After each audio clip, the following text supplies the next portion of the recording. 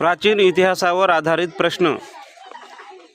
कोणत्या नदीच्या काठी हडप्पा येथे प्रथम उत्खनन झाले? पंजाब मधील रावी.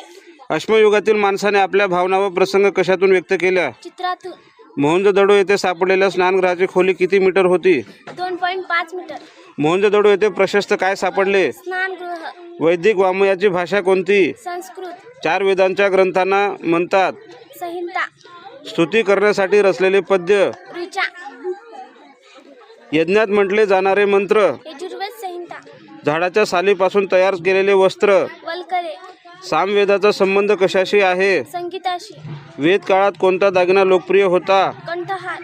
ज्यू धर्माला असेही म्हटले जाते? एहुदी. पारशी लोकांच्या देवळांना म्हणतात? अग्गारी. बिंबिसाराचा मुलगा? अजातशत्रू.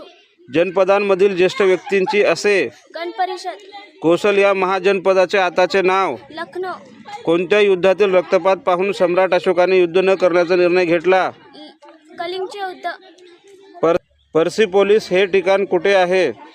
इराण. मौर्य काळात बुद्धिबळाला काय म्हणत?